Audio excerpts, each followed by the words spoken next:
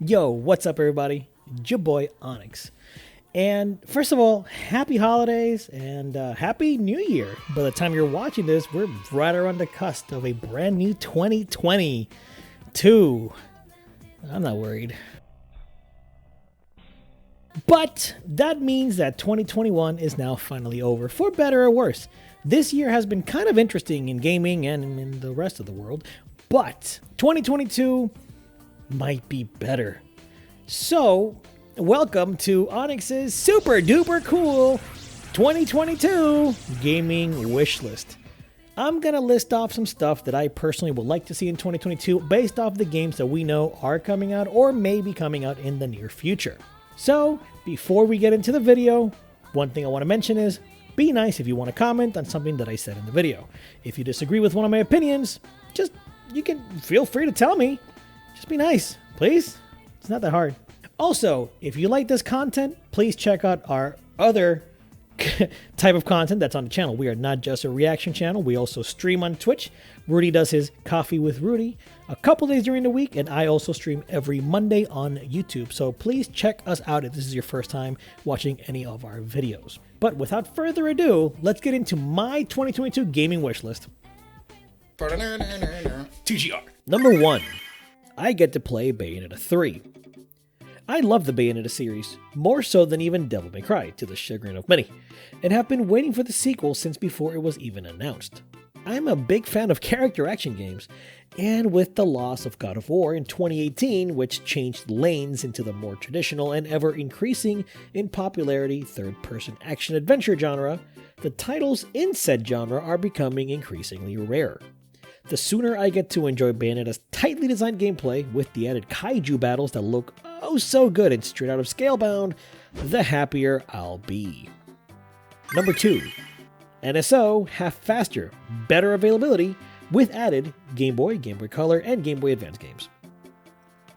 Nintendo, you giveth and you don't taketh away, but you charge a lot more than what is truly accurate for what you provide. Having Nintendo 64 games was a step in the right direction, but between the bad emulation and the price tag, NSO and its expansion pass are needing a major positive boost. Wait, is it expansion pass or expansion pack? It's expansion pack. Anyway, it would be fantastic if they added games from all generations of Game Boy, including Game Boy Advance, without charging any extra for it. Will it happen? Probably not, but it's my wish list, so here it is. Number 3. Elden Ring to be the best game in its subgenre of Soulsborne Hero. Elden Ring already looks incredible, and from all the preview impressions, it's right on track to being a potential Game of the Year candidate, so this wishlist might actually come true. We know the combat will be pretty faithful to what we know, and the story will most likely be as cryptic as ever with some George R.R. Martin flair. But one thing that I'm most excited to experience is the open world. The exploration of Souls has always succeeded due to the world design using shortcuts that open naturally to the player. So going into an open world environment will be very different. But if there is one developer who I trust in giving it their all when trying new ideas, it is FromSoft and Miyazaki. Number 4. Pokemon Legends Arceus to deliver on the ideas that it presents. On the other end of the spectrum, the Pokemon Company and Game Freak have a lot of work to do in order to achieve an open world worth exploring and spending a ton of time in. Legends Arceus seems like it can be a genuinely unique entry in the now repetitive Pokemon series, so this is the time to shine and put your best foot forward. It seems like the team does have a series of good ideas that may make a difference, but the one aspect that I wanted a major change in, which is the combat, it just looks to be a bit too safe. One thing is for certain though, even if Arceus isn't fully open world, the discussion of who succeeded in the format better between it and Elden Ring will be a very interesting discussion early in the year, albeit one that's more than likely gonna be favoring Elden Ring if I'm honest. Number 5. Breath of the Wild 2 is the Majora's Mask to Breath of the Wild's Ocarina of Time. I love Ocarina of Time, but I absolutely adore Majora's Mask. Between its dark and moody atmosphere and story, exquisitely designed dungeons, and surprisingly deep themes that make one ponder life and death at the budding age of 13. Yeah, there hasn't been a Zelda quite like this one before and since. So I hope that the devs working on a sequel to Breath of the Wild really knock it out of the park. Actual dungeons and a story that is a bit more linear should work in delivering the best of both Zelda worlds, pre and post Breath of the Wild. Can we also get a loft wing in the game please? Like, how cool would that be to fly around the skies of Hyrule? Number 6. God of War Ragnarok improves on the gameplay and core loop. Now, I might anger some of you with this statement, but please hear me out. I enjoyed God of War 2018 overall, mainly for the great story. But within that same sentiment, I also feel that it's slightly overrated.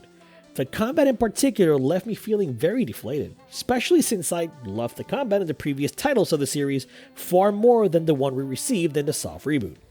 While the axe mechanic was and still is fantastic, the cooldowns felt superfluous, the RPG elements unnecessary, and everything else just lost a lot of the flair and player expression found in God of War 1 through Ascension. I'd love for the team at Santa Monica Studios to try and, give it more style and clean up some of the issues that the first game has. But I truly doubt this will happen, as I am in the minority when it comes to this opinion. It sucks, because not every Sony game has to be a grounded cinematic third-person adventure, dammit. Number 7. We actually see gameplay of Metroid Prime 4. Oh, Metroid Prime. I really want to do a video on how much this series means to me, but in the meantime, just know that Metroid Prime 1 and 2 are peak gaming to me, and I hold them in the highest of regards. Metroid Prime 3, while also good, failed to captivate me in the same way that the first two games did, and I never finished it, which is something that I plan on fixing in 2022. But regardless, I am extremely excited for Metroid Prime 4, and I would absolutely love to see some gameplay of it in 2022, as I just don't see it coming out until 2023 at the earliest. Number 8. We see the first glimpses of Final Fantasy VII Remake Part 2. Also going off of wanting to see games that are not going to be out for a long time, Final Fantasy VII Remake was my favorite game of 2020, and I need to see how Part 2 will look. Not only because of its potential beauty, but also because I want to see how the team will imagine the upcoming moments from the original Final Fantasy VII in this remade vision. Many fans of the original were put off by some of the changes the remake made, and I get it, as at first I felt the same. But as I played the game, I started getting reeled in and having a ton of fun. And now, even after Kingdom Hearts 3 personally disappointed me, I somehow trust Nomura again, and I can't wait to see where this wild ride will take us next. Number 9. Companies are held to higher standards. Activision Blizzard, Ubisoft, Mercury Steam, CDPR, the list goes on, and they can all do way better. Game devs are abused, harassed both sexually and mentally, and to top it off are replaced as fast as you can imagine while these companies brag about record-breaking numbers. We need to hold these companies to higher standards and show them that they can't just continue to do as they wish, expecting zero repercussions. We forget too easily, but I will do my best and my part, as small as it can be, to speak up on it as often as I can. I dropped one of my favorite games of all time, Overwatch, and you can do that too, in your own way. Number 10. Final Fantasy XVI finally comes out. Lastly, to end on a more positive note, I need Final Fantasy XVI to finally release. The game already looks stellar, and with the recent message from producer Naoki Yoshida stating that we'd see a big blowout of information in spring 2022, I have hopes that it'll make it before the end of the year. Specifically, since he stated before that he would only show more of the game when it's ready to be shown, and that the title will be available not too soon after that. The story certainly looks darker and grittier than the last couple of mainline Final Fantasies, and it seems that it will have an emphasis on summons, which is great, as one of the things that I liked in 15 was how the summons felt like they actually mattered in the grand scheme of the story. Combat also looks fantastic and is in the hands of a capable combat designer in Ryota Suzuki, which excites me even more. So here's hoping that Final Fantasy XVI continues the trend that 14 started and Final Fantasy VII Remake strengthened. The trend that Final Fantasy and the magic the series once had is slowly but surely coming back. Alright guys, thanks for checking out my wish list. If there's anything in there that you are definitely in agreement with me, like I said earlier in the video, let me know. I would love to talk to you guys more about what you guys want from 2022 in gaming. Also, I want to take a special moment to really thank our patrons, members, and subs. If you're interested, you can check out our Patreon at the link below. You can check out our Twitch and subscribe with Amazon Prime. And we also do memberships here on YouTube. So I really want to thank you guys from the bottom of my heart. 2021 has been a very interesting year. And now that we're at the end of it, and I look back, and me and Rudy, we're working on things, for the next year and for the future. I just want to really show you the appreciation that I have for the constant support. We tried our best in 2021 to give you unique content, constant content, and on my part, I had a baby this year, and it was kind of tough. So I want to close out the video with a big just appreciation and gratitude towards our biggest supporters. You guys are definitely just the backbone of why we do this. 2022 looks very, we're optimistic for the future.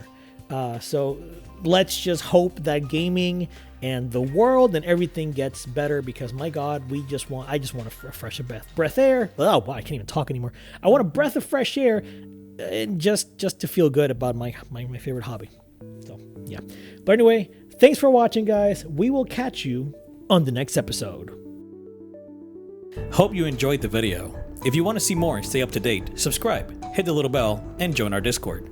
If you want to support the channel, please check out our Patreon or hit the join button below. As always, thanks for your support and thanks for watching.